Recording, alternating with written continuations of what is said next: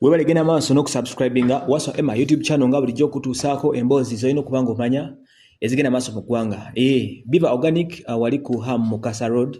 Dr. Senjobe Richard ajja kujjanjaba. Gendayo ofune obujjanjabi obwo bwetaagisa ng'okuba ku nnamba y'essimu etera okubeera ku screen yawo. Biva Organic munoonye ku social handles ezo wonna ajja kujjanjabisa eddagala ffe erihabo eddongoosemu obulungi ate obe ng'owona obulwadde buno obukuluma. Mpozi abaagala okudduka emisinde Rwenzori Taska Marathon egenda beera ekasese mugomulana nga 24 so tupromotinga ebyobulambuzi nga bwe twetaba mu kudduka emisinde tugenda kuddukira mu nsiko tuyagale kale ojja kunoonya Amos Wekesa ku Twitter gyali Great Lakes wali olabe ng'ejja gyofunamu tiketi yo Amos Wekesa kale tugenda kutunulira ebbaluwa kiro kitoola omunaku efulumye akawungezi kano eddakiika ntono nnyo eziise emabega ng'ebbaluwa eno ewandiikiddwa bannaffe ab'ekitebe kya National Unity Platform. Ebbaluwa eno leero 8 kitegeeza ebbaluwa eno yafuluma nga 5 wabula bagitadde leero okusooka nga bagitulagako. National Unity Platform ewandiise ebbaluwa oba yawandiika ebbaluwa nga ewa omukulu Mathias Mpuuga Parliamentary Commissioner era nga yali akulira oluvuganya olwa LOP at the same time nga ye Vice President wa Kyagulanyi mu Buganda ng'emuwa ennaku 7 ez'okuba nti either mu nnaku 7 stepping down oba ava mu kifo ekyo ky'obwa Commissioner ekyamukwasibwa oba si kyekyo aweeyo ensonga ze ez'enjawulo ezinaaviirako bano okumusonyiwa.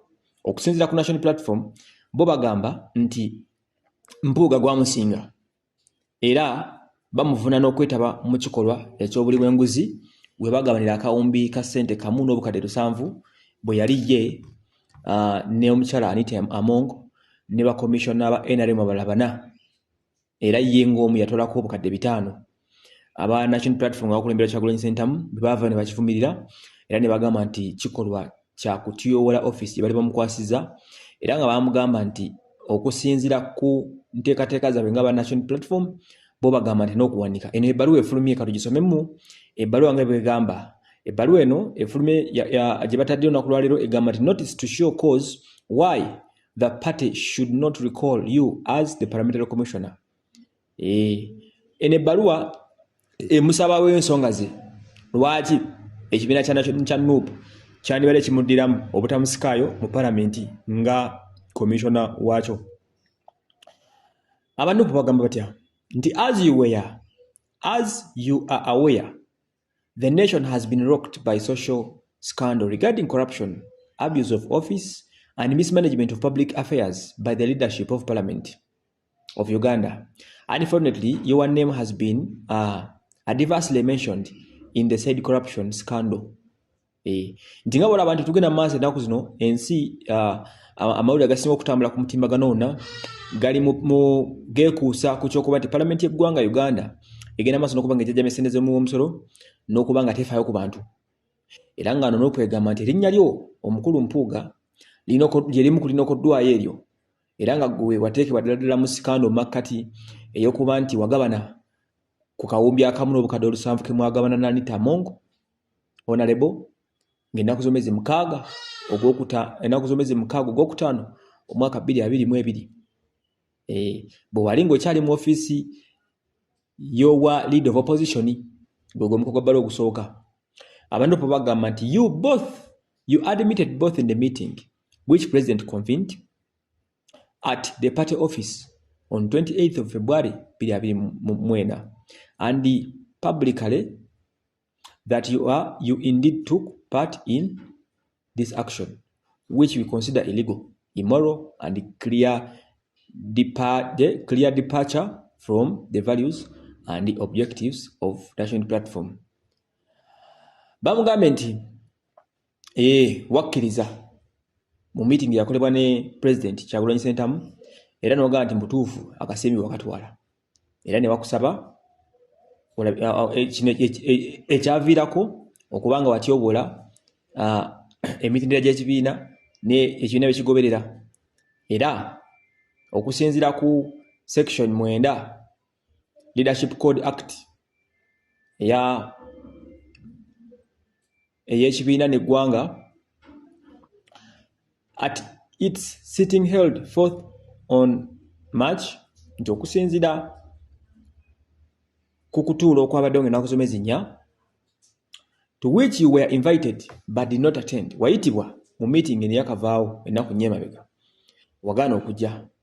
The National Executive Committee emanyikiddwa nga NEC ke kakiiko akunguutikka kafuga NUP considered the serious accusations against you and resolved to ask you to show cause in writing why you should not be recalled from the parliamentary commission to which the party seconded you as a member. You are requested to respond within 7 days from the date of receipt of this notice to enable the National Executive Committee take an appropriate decision. Nesainingibwa Lina Zedriga Walu. Mwizo buzo lwaki Lina Zedriga ya saini nze. Ate omukulembeze ekibiina Kyagulanyi taliwo ali w'eggwanga nenga office ye yagikwasa omukyala Lina Zedriga ono nga vice we mu bitundu by'omumambuka. Bamugambye nti okusinziira ku tulo lwatulanga ennaku z'omwezi 4 baakuyita Mpuuga n'ogaana okujja mu meeting nga kakiiko kakuyise akatola NUP. Era akakiiko ne kalaba nga ebikoogerwako bya makulu nnyo era ne basalawo balabe engeri bakisootingamu ne bagamba nti bo bandiyagadde oveeyo mu parliament ng'ekibiina bwe kyasaba oveeyo ku bwa commissioner. Wabula bakusabye naawe otekemu okwozaako mu nnaku 7 mu buwandiike ennaku 7 okuva olufunye ebbaluwa eno kitegeeza bw'oba ogifunye leero nga 8 olina okukera ku makya n'oba ennaku z'omusanvu naye okusaba kyetulaba wana ebbaluwa eraga nti yagifunanga ennaku z'omwezi 5 received kaakano wano received. So bamugambye okuva olwo nga 5 olwo bafuna ebbaluwa ennaku 7 otekemu okwozaako bwe ziba nga lero ziri 8 kitegeeza baakayitawo ennaku 3 okuva lwe yafuna ebbaluwa eyo ebeebula ennaku 4. Tusuubira nga ennaku z'omwezi 12 okusaba kwa NUP ennaku 7 z'okuwadde kujja kwakuweddeyo era kijja kwa kiri mu mikono gyo ng'omukulu Mathias Mpuuga oba anaabakkiriza okuwanika oba anaaba ataddemu defense okwewozaako kwe. Era wano bafulaga nti ebbaluwa eno yareceivingibwa assistant secretary on behalf of the commissioner. Ekibuuzo ekisinga okubeera ekikulu bino byonna kiri ki? Watya nga omukulu Mathias Mpuuga aganye okuva mu parliament NUP egenda kukola etya? Kubanga tubalina amaloboozi agazigayitingana nga gagamba nti NUP n'omukulembeze wa NUP be baasemba Mathias Mpuuga afuuke commissioner bakusekendinga. Etteeka ligamba ki ku kugibwayo okwo? Lwaki? Kubanga mu kwogera kwa Mathias Mpuuga yali ku radio juzi yagamba nti ndoze ekibiina kye kino mujjayo. Akati awo n'ababyogedde abalala balaga nti NUP si yalina okujja Mathias Mpuuga. Ekyo kikulu. Bw'anaaba aganye okuvanika ani anaamugjayo era ekibiina kinaakola kitya ku binaddako? Ebyo ne bigenda mu maaso sides eyo era nga kati ensonga za NUP zikyagenda mu maaso. Wabula kubategeezaako nti ebintu bya Mpuuga bino biriko ababyetaaga bangi okulimba kubi abanakigwanyizi bangi.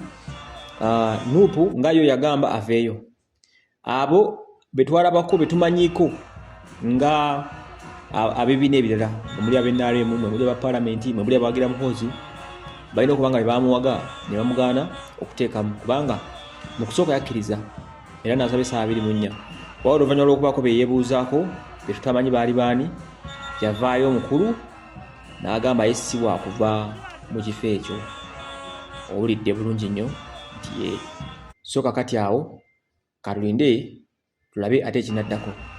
Mpozi kambeka akasola kalake mbagamba kekono omulenzi amanyikiddwa nga Juma Wasswa Balunywa akedde okuwandika akabaluwa wano ng'atugamba nti hello friends, I want to express my deepest gratitude to each of you for believing in me and standing by my side throughout the challenges we faced. your unwavering support, especially in the face of the bias from the school management, at least to expose the inability of the management. Omukulu ono Juma Wasswa Balunywa yalemedde okubanga avuganya okwesimbawo ku bwa guild president obwa Mubuzi. Abasomere nakawa mumanyi Mubuzi eyo. Juma Wasswa Balunywa abadde yekoledde erinnya mu kampeni zazenga akola eza eno pegi ne maranji kwata we paba ne maranji kwata we paba tugenda kuluna Juma Wasswa Balunywa Uganda desaga kitegedde bulungi nnyo naye nga to make it brief omukulu oyo bwakera kumacha na engaginga na sala bavuganye yakuba kino kitambula nnyo nga bw'okiwulira bwe kitambula ndoza bavuganya nabo nga tebamukkiza kuyitawo tuddamu gawulira kaawo nga batugamba mbu Juma Wasswa Balunywa yafuna liteeke mu bibuuzo ekitegeeza nti oba ne liteeke tokkirizibwa kukola ki kuvuganya kwa president obw'essomero. So omukulu Juma nga tulooza byakusaaga byatandika mpola nti Juma Wasswa Balunywa ayinza obutajja era tuli awo mu nominations ez'abavuganya nga Juma Wasswa Balunywa awanduddwa mu kuvuganya ku bwa president obw'ekibiina kino. So n'olwekyo bw'atyo bw'ali omunyinawo omuntu wange asomera ku Mubuzi eyo nangamba muganda wange nkubuulire ekiri ku Mubuzi wano akavuyo kalinga kavuyo nangamba obusosoze bulinga obusosoze sijja kubwogerako but yangamba buvira ddala waggulu eri mu kintu wakati paka eno wansi. So